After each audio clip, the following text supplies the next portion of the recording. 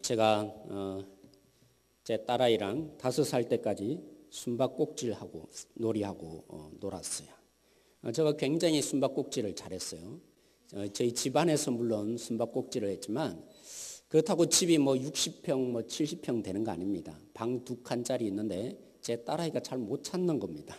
그래서 늘 저는 숨바꼭질을 잘했어요. 때로는 한 곳에만 안 숨으니까 이 아이는 늘 한 곳에만 찾는 거예요. 아빠 없다고 그렇게 합니다. 때로는 장롱 안에 들어가 숨기도 하고요. 때로는 베란다 뒤에 숨기도 했습니다. 그런데 오늘 예수님이 저보다도 더 숨바꼭질의 명수셨습니다. 여러분, 저는 한 사람이 순례잖아요. 제 딸아이가 순례인데, 그런데 예수님을 찾기 위해서 동원된 순례객이 몇 명인지 아세요? 순례가 적어도 1000명 이상이나 되는 사람들이 순례가 되어서 예수님을 찾고 또 찾았던 것입니다. 그리고 우리는 숨어봐야 어디겠어요? 베란다나 그죠? 집을 벗어나지 않습니다. 아니면 우리 나름대로 규칙이 있지 않습니까? 숨바꼭질을 하면 여기는 절대로 벗어나지 않는다. 안 그러면 못 찾는다. 이렇게 하는데 예수님은 그 방법조차 바꾸셨어요.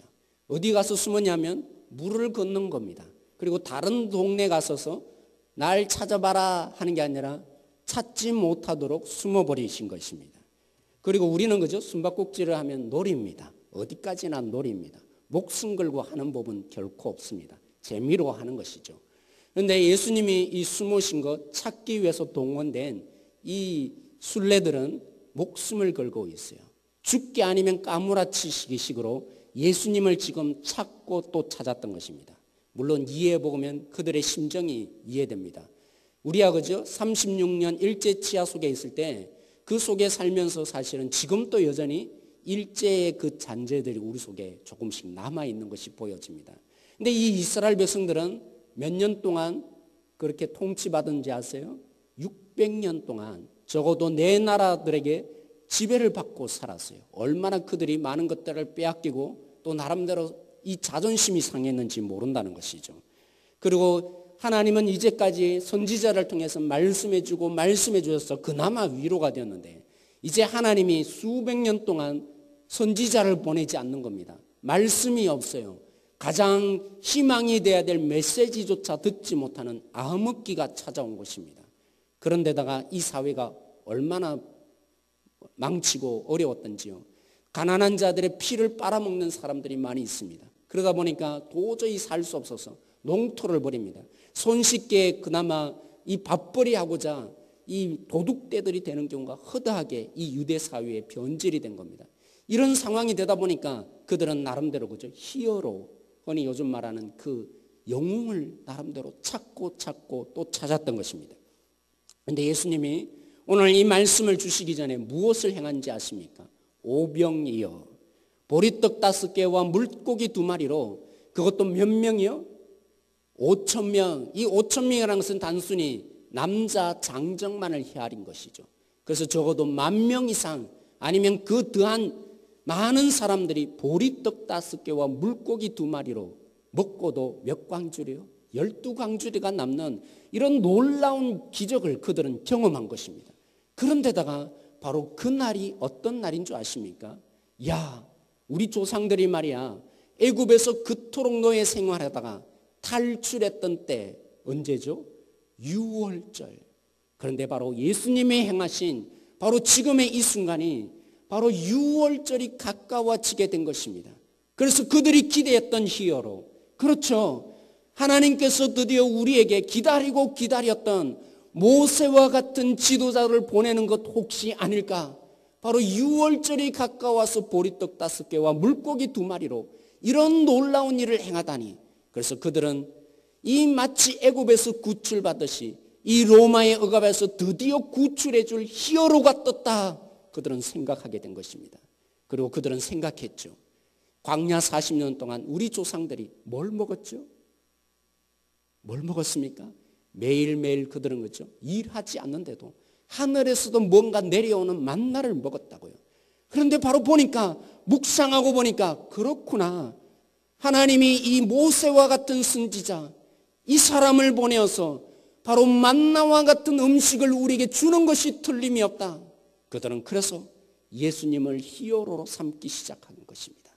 그래서 예수님에게 달려오기 시작한 것입니다. 예수님 어디에 계십니까? 예수님 우리 좀 만나 주셔야 할 거 아닙니까? 그래서 예수님을 그들의 왕으로 삼아서 모세와 같은 역할을 해달라고, 이렇게 피폐하고 어려운 우리의 삶을 해방시켜 달라고 제발 왕이 좀 되어 주십시오. 그렇게 예수님을 찾고 찾았던 것입니다. 예수님은 어떻게 하셨다고요? 숨으셨습니다. 숨바꼭질의 명수가 되신 것입니다. 그래서 너무나 습했던 그들이, 너무나 수고했던 그들이 예수님께 묻습니다. 예수님, 우리가 얼마나 예수님을 찾고 찾는 줄 고생한 줄 좀 아십니까? 아니, 예수님 도대체 어디에 계셨습니까?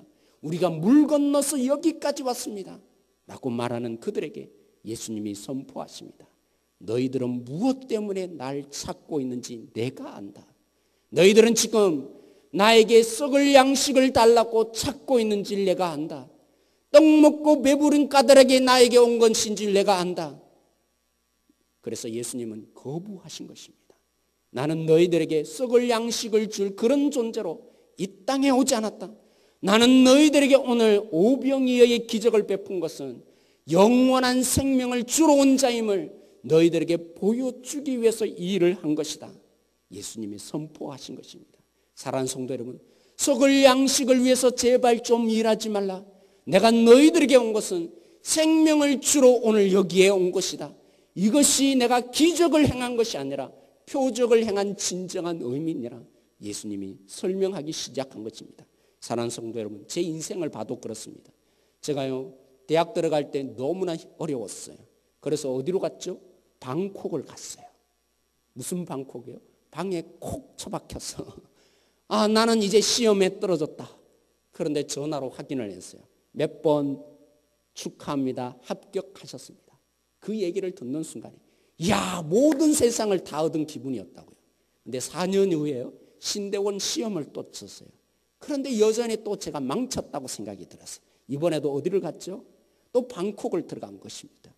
그리고 한 달 후에 또 전화를 해보니까 몇 번 뭐라고요? 합격하셨습니다. 축합격. 그 얘기를 듣는 순간에 4년 전에 생각이 또 나서 드디어 나는 이제 목회자가 되는구나. 하나님께 바쳐졌으니까 이제 다 된 거야. 제가 그렇게 생각을 했죠. 근데 오늘 예수님이 말씀하신 것처럼 제 인생이 또 줄이더라고요. 신대원 들어가서 한 달 채 안 되어서 하나님 왜 이럴까요? 내가 목회자가 되고 싶었는데 수업을 들어도 무슨 말인지 모르겠어요. 그리고 책을 읽어도 밤늦게까지 책을 읽어도 이게 쌓이는지 정말 목회자가 될 수 있는 건지 너무 모르겠습니다. 날마다 간절함으로 기도하고 또 기도하는 인생을 제가 산 것입니다. 근데 참 다행이기도요. 제가 3년을 지나고 이제 졸업을 했는데 목사님이 저보고 하는 얘기가 서전도사 너가 우리 교회에 이 전임으로 있으면 좋겠다. 목사님이 저를 인정해 주셔요. 그런 저를 인정해 주세요. 그런데다가 바로 그해 3월에 제가 뭐 했겠어요? 결혼을 했어요. 그러다 보니까 이 목사님도 인정해 주시고 짝도 없고 그죠? 그래서 지금의 제 아내랑 잘 살고 있는 것입니다. 그래서 너무 민망해지는 거예요. 나보다 먼저 들어온 사역자들도 있는데 제가 들렁 이렇게 전임 사역자가 되고 목사님에게도 인정받고 또 결혼도 하고 다른 사역자들은 아직 결혼도 못했는데 그러니까 제가 너무 한편으로는 좀 민망하기도 하고 내가 이렇게 대접받아도 좋은가 그런 마음에 제가 마음이 커졌어요. 그런데 그것이 한 달도 채 가지 못했어요. 목마름이 제 속에 다시 오게 된 것입니다. 제가 왜 유학을 결심하게 된 줄 아세요? 그렇게 감사하고 그죠? 제가 사역자가 되었다. 이제 드디어 주님을 위해서 살아보겠네 했는데 그 전임 사역자가 되는 순간부터 상처가 커지기 시작한 겁니다. 그래서 안 되겠다. 내가 한국을 떠나야지. 도피처로 유학을 꿈꾸기 시작한 것입니다. 그렇게 유학을 준비하는 과정 속에서 또 목마르기 시작했어요. 아니 그전에 또 그죠? 다 되었다고 생각하는 그런 기회가 드디어 왔어요. 미국의 어떤 학교를 지원했는데 정말 제가 원하는 스타일의 학교를 만나게 되었어요. 그 학교에서 당신이 이제 입학 허가를 내줄 테니까 오세요. 통보를 편지로 받은 거죠. 그 순간에 제가 뭐라고 생각했겠어요? 나는 이제 드디어 인생의 꽃필 기회가 됐구나. 드디어 내 속에 열매가 맺을 때가 됐구나. 그렇게 제가 생각을 했어요. 그런데요, 한 달도 채 안 돼서 또다시 제가 줄이게 되었어요. 그게 뭔지 아세요? 궁금하시면 500원입니다. 제가 이 시간에 그것을 다 설명하지 못할 것 같아서 끝나고 저에게 500원 주실 분만 찾아오세요. 제가 다시 설명해 드리겠습니다. 사랑하는 성도 여러분, 제 인생에 목말랐던 순간, 이것만 있으면 다 될 것 같고, 이것만 있으면 나의 인생은 드디어 행복할 것 같았고, 이것만 주어지면 내가 다 성공할 것 같았던 그 삶, 그런데 또 줄이게 되고 또 목말랐던 인생, 오늘 이 시간에 제가 설명하려면 다 설명 못할 것입니다. 사랑하는 성도 여러분, 우리는 때로 그렇습니다. 우리 고등부 학생들요, 중등부 학생들, 제 딸아이도 그래요. 아빠, 나도 빨리 어른이 돼야겠어. 왜 어른이 되고 싶어 합니까? 아빠를 보니까 시험이 없다는 것이죠. 시험이 없는 인생 얼마나 행복하겠냐는 거죠. 빨리 그래서 나도 어른이 되어야겠다. 여러분도 그런 얘기 많이 들어보시죠. 그런데 무슨 말이 마음속에 듭니까? 어른 돼봐. 너도 어른 돼봐. 그 마음이 들 것입니다. 우리 중고등부 학생들은 그래요. 내가 어른만 되면 나의 인생은 달라질 거야. 그 생각을 하는 거죠. 고3인 친구들은요, 그래요. 이제 내가 대학에 들어가면 나의 인생은 꼽힐 거야. 다 되었어. 그런데 막상 대학에 들어가 보면요, 그러기 위해서 목숨을 걸어요. 그런데 결혼하지 못한 자녀를 둔 우리 부모님들은요, 아이 우리 딸, 우리 아들 결혼만 시키면 이제 다 되었다. 그 마음에 우리가 목숨을 때리는 겁니다. 그래서 우리 자녀들에게 결혼 좀 해라, 결혼 좀 해라. 끊임없이 우리들에게 말하고 지냅니다. 때로는요, 우리 자녀들이 직장만 들어가면 다 될 거 아니냐. 그러면 행복해질 수 있을 거라 때로는 생각합니다. 그리고 몸이 나약해질 대로 나약해지면요, 그나마 그래도 내 몸만 좀 건강하게 회복되면 나는 이제 좀 괜찮을지 않을까. 다른 것 다 없더라도 내 몸만 좀 건강해지면 되지 않을까. 그런 생각을 하기 마련인 것 같습니다. 그러나 여러분, 분명히 선포합니다. 사랑하는 성도 여러분, 우리의 인생 가운데 다른 그 무엇이 주어진다고 목마르지 않을까요? 우리가 다시 배고프지 않을까요? 오늘 예수님이 진단한 것처럼 우리의 인생에 목마르지 않는 인생, 우리의 인생 가운데 행복한 인생, 우리 가운데 정말 이 굶주리지 않는 인생이 되려면 바로 하나님의 생명을 맛보아야 합니다. 하나님의 생명만이 우리를 다시 살게 합니다. 그 하나님의 생명만이 우리를 줄이지 않게 만듭니다. 그 하나님의 생명만이 우리 가운데 진정한 배부름의 인생을 살게 하는 것입니다. 여러분, 하나님께서 왜 이스라엘 백성들을 애굽에서 탈출시켜 주셨겠어요?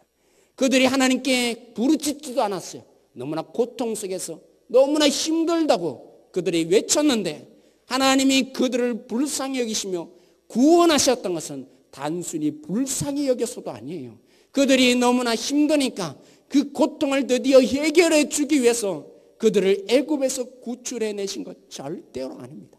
하나님이 시내산에 그들을 불러놓고 말씀하십니다. 내가 너희들의 하나님이 되어서 너희를 지키고 돌보고 결국에는 뭘 주시겠다고요? 생존이 아니라 생명을 너희들에게 주겠다. 하나님이 약속하셨던 것입니다.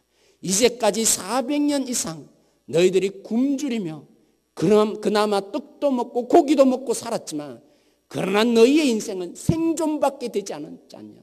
내일이면 또 먹을 것 걱정해야 되고 먹었지만 또 내일이 되면 또 배고파야 되는 인생, 그런 인생을 내가 구출하여서 이제는 영원히 목마르지 않는, 영원히 줄이지 않는 나의 생명을 너희들에게 주려고 내가 구원했다. 이런 하나님을 너희들이 믿기를 바래. 여러분 그렇잖아요. 우리 유초동부 옛날에 그 찬송이라고 해야 됩니까? 그 찬송에 그죠? 꼬리 걸고 약속해. 뭐 이런 찬송이 있었죠. 제가 이게 음정이 잘 생각이 안 나네요. 우리가 그래요. 하나님도 보시기에 우리의 존재를 아셔요. 분명히 이 녀석들이 나의 이 말을 제대로 믿지 못할 거다. 그래서 하나님이 그죠? 꼭 꼬리 걸고 약속하는 그 의미에서 문서를 썼어요. 하나의 문서를 쓰는 게 아니라 내가 너희들에게 이렇게 약속했다. 너희들에게 생존해서 탈출하여서 너희들에게 영원히 목마르지 않고 영원한 생명의 떡을 주겠다. 그래서 그 의미로서 하나님이 문서를 썼어요. 그 문서가 뭡니까? 바로 십계명이에요. 그 십계명이 몇 개로 되어 있어요? 한 짝이 아니라 두 돌판으로 만들어졌어요. 왜요? 하나는 너희들이 간직하고 하나는 내가 간직하기 위해서다. 왜요? 우리 모두가 이 약속을 했으니까 반드시 꼭꼭 꼬리 걸고 약속하자. 이 의미로 하나님이 두 돌판에 그것을 기록한 것입니다. 어디 그것뿐이었습니까? 우리가 그냥 꼬리 걸고 약속만 합니까? 아니잖아요. 때로는 뭐 하죠? 도장 찍고 코팅하고, 사인 빠졌네요. 사인도 하고 코팅하고, 그죠? 아무튼 별별 행동을 지금은 다 합니다. 왜냐하면 안 지킬 가망성이 자꾸 있어 보이니까요. 못 믿어지니까. 하나님은 우리 존재를 아셨던 거예요. 이 이스라엘 백성들이 내 말을 못 믿을 것 같다. 그래서 내가 내 생명을 걸고 이 약속을 지키는 거 보여주리라. 그래서 이스라엘 백성들에게 그 약속을 하시고 내가 생명의 떡으로 너희들을 먹여주리라. 그 약속을 하신 것으로 그치지 않고 뭘 하신지 아세요? 동물을 잡으셨어요. 제사를 드리면서 그 동물의 피를 누구에게요? 이스라엘 백성들에게 뿌리신 것입니다. 왜 뿌리셨겠어요? 내가 이처럼 이 약속을 지키지 않으면 내가 반드시 이 동물처럼 죽는 거야. 다시 말하면요, 내가 생명의 떡을 줄 텐데, 영원히 줄이지 않고 목마른 생명의 떡을 줄 텐데, 이제 앞으로는 내가 이 일을 위해서 내 생명을 걸고 이를 반드시 너희들에게 성취해 줄 것이다. 그 약속을 하나님이 하셨던 것입니다. 그런데요, 개구리 올챙이 시절 모르는 법입니다. 이 예수님에게 이들이 왜 왔다고요? 생명을 주시는 하나님을 만나고 싶어서가 아니라 그토록 하나님께서 불쌍히 여기셔서 구출해 내주셨는데 너희들이 생존으로 살아서는 안 된다. 내일이면 또 굶주려야 되고 내일이면 또 걱정하고 1년이 지나면 또 목말라야 되는 인생, 그런 불쌍한 인생, 밑 빠진 독에 물 받기, 그런 인생 살지 않으려고 내가 너희들에게 생명을 떡을 주고 싶어 하는데 그런 인생 되지 말라고 내가 하나님 되어 주겠다고 말했는데, 그런데 이들이 예수님께 왜 왔다고요? 떡 문제를 해결해 달라고. 오늘 또 먹을 것 좀 주세요. 하나님, 오늘 또 지금 이 로마라는 억압에 받는 억압에서 구출해 주셔야 되는데 그러지 않으면 우리는 안 돼요. 그것이 다 무엇입니까? 썩을 양식이라는 것이죠. 구출해 보면 뭡니까? 여전히 그들 속에 고난과 아픔과 눈물 속에 또 목말라야 하거든요. 또 배고파야 하거든요. 그래서 예수님이 바로 이 보리떡 5개와 물고기 2마리로 그들에게 먹이신 진정한 이유가 무엇입니까? 나를 잘 보아라. 이 놀라운 일들을 통해서 기적을 보지 말고 표적을 보는 자들이 되라. 내가 왜 왔는지 아느냐? 너희들에게 생존의 문제를 해결해 주는 사람이 아니라 너희들에게 생명의 떡을 주러 왔노라. 나를 먹고 마셔라. 그러면 다시는 너희들이 줄이지 않게 될 거다. 너희 조상들이 어떻게 되었느냐? 하늘에서 오는 만나를 먹고도 지금까지 살아남은 인생이 있더냐? 다 죽었다. 그런 사람 내가 되지 않기 위해서 너희들에게 하나님이 목숨 걸고 사랑하겠다고 생명을 주겠다고 한 것처럼 내가 너희들에게 진정한 이제 생명을 주러 이 땅에 온 것이다. 날 먹고 날 마셔라. 이 말이 무슨 말입니까? 예수님이 그죠? 이제까지는 하나님이 동물을 죽이셔서 내가 내 생명을 걸고 너희들에게 생명을 주겠다 약속했다면 예수님을 왜 먹고 마시라고 합니까? 예수님이 그 십자가의 죽음을 통해서 바로 하나님이 직접 죽으시는 그 죽음을 통해서 내가 반드시 너희들에게 이 생명을 주는 것 내가 지금 행하고 있다. 예수님이 보여주신 것입니다. 사랑하는 성도 여러분, 우리가 그런 인생 되어지기를 원합니다. 내일이면 또 배고파지는 인생, 내일이면 또 목말라지는 인생이 아니라 예수님을 믿어서 예수님이 우리의 인생 가운데 진정한 생명의 떡을 주시는 분인지 우리가 받아들여서 그 예수님이 우리 인생을 책임져 주심을 믿어서 그 주님으로 인해서 생명을 날마다 맛보고 살아가는 인생 되어지기를 원합니다. 사랑하는 성도 여러분, 기적이 아니라 표적을 체험하셔야 합니다. 예수님이 물고기 2마리와 보리떡 5개로 그냥 먹을 것 주시는 하나님이 아니라 우리 가운데 영원히 목마르지 않고 영원히 줄이지 않는 그 생명을 주시는 주님인 줄 우리가 믿어야 할 것입니다.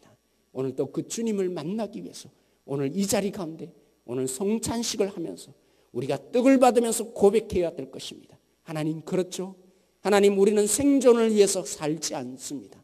내일이면 목말라야 되는 그 인생을 위해서 일하는 존재로 살지 않습니다. 하나님, 제가 믿어요. 오늘 이 떡을 받으면서 예수님이 살찌져서 죽으심까지 하시면서 주님께서 생명을 주시고자 이 땅에 오신 걸 제가 믿어요.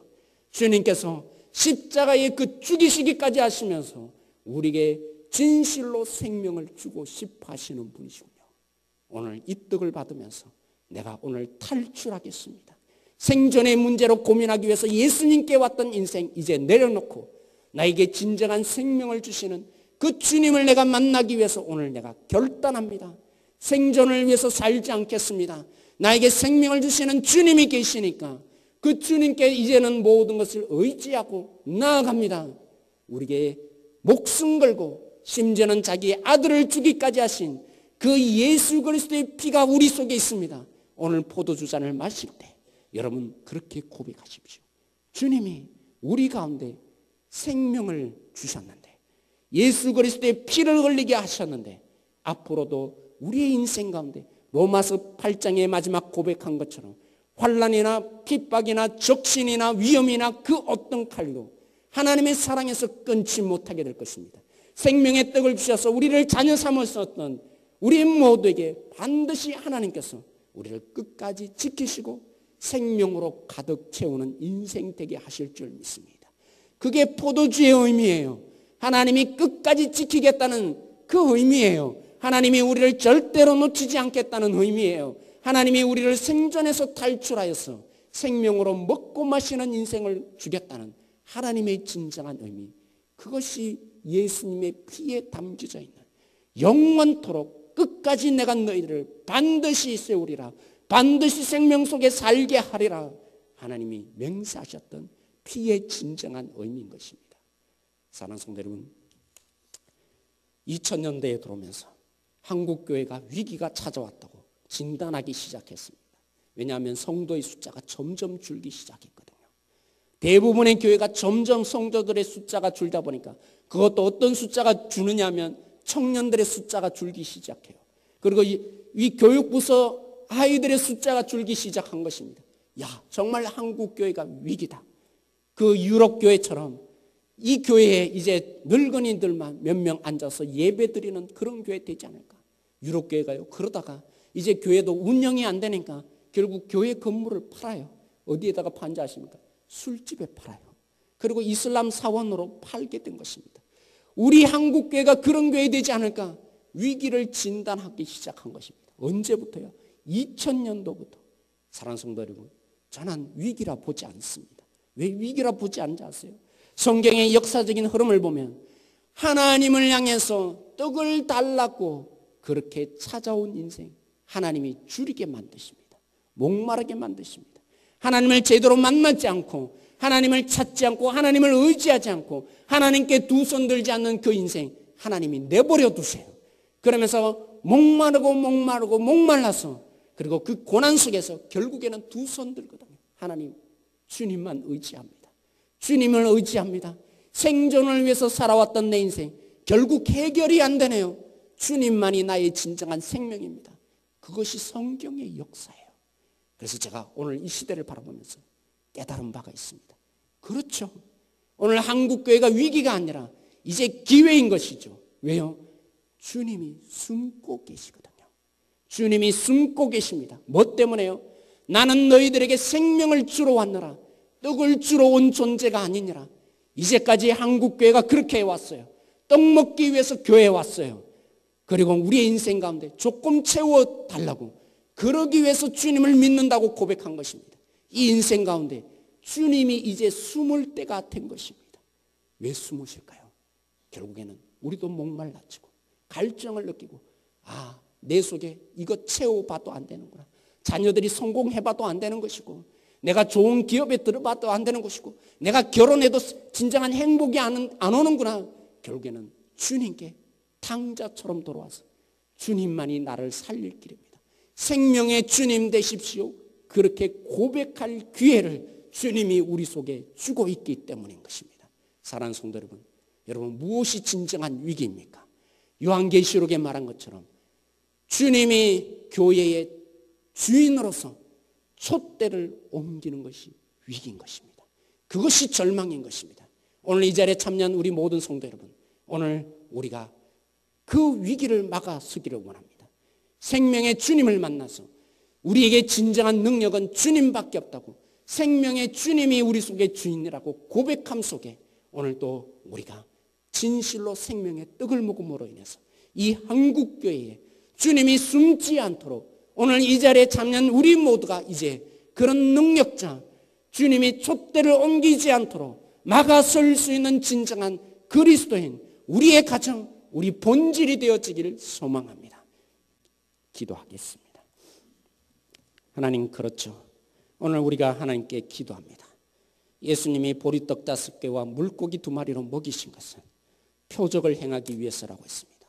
또 줄이고 목말라야 되는 인생이 아니라 영원히 목마르지 않는 인생으로 바꾸기 위해서 주님이 우리 가운데 오셨습니다. 우리가 주님을 믿기를 원합니다. 우리가 주님께 나와서 하나님의 생명을 맛보는 자 되어지기를 원합니다. 주님을 만나고 돌아가는 인생이 되어서 영원히 목마르지 않는 인생 살아갈 수 있도록 오늘 성찬식을 행하면서 그 주님을 기억하는 우리 모든 성도 되게 하여 주십시오.